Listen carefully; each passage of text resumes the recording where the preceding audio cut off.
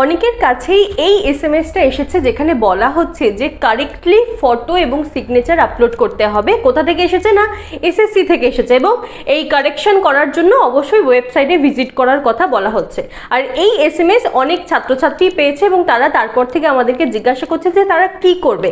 তোমাদের জন্য বলে রাখি যে এডিট অপশন কিন্তু খুলে গিয়েছিল, 30 তারিখ থেকে এডিট করার সুযোগ ছিল এবং আগামী কাল পর্যন্ত কিন্তু এই এডিট অপশন খোলা থাকছে। কি কি এডিট করতে পারছো না, নাম এডিট করতে পারছো যদি নামের ক্ষেত্রে কোনো ভুল করে থাকো, ডেট অফ বার্থ এডিট করতে পারছো এবং সেই সঙ্গে এডিট করতে পারছো ফটো আর সিগনেচার।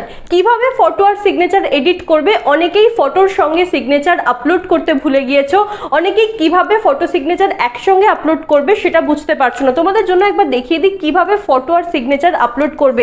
ফটোর উপরে কিন্তু সিগনেচার করা যাবে না, ফটো এবং সিগনেচার আপলোড করতে হবে কিন্তু আগে ফটো থাকবে, তারপরে কিন্তু নিচে সিগনেচার থাকবে। তোমরা এই যেখানে তোমরা ফর্ম ফিল আপ করছো সেখানে গেলে কিন্তু তারা এইভাবে, তোমরা যদি বলো যে তোমরা এইভাবে আপলোড করতে হবে তাহলে কিন্তু তারা সেটা করে দেবে। তাই তোমরা যেখানে যেখানে ফর্ম ফিল আপ করেছো সেখানে গিয়ে এডিট অপশানে গিয়ে তোমরা কিন্তু তোমাদের ফটো এবং সিগনেচার কারেক্ট করে নিতে পারো।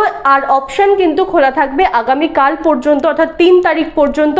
প্রথমে ফটো, তার নিচে সিগনেচার, ফটোর উপরে সিগনেচার নয়, প্রথমে ফটো থাকবে তার নিচে সিগনেচার করতে হবে।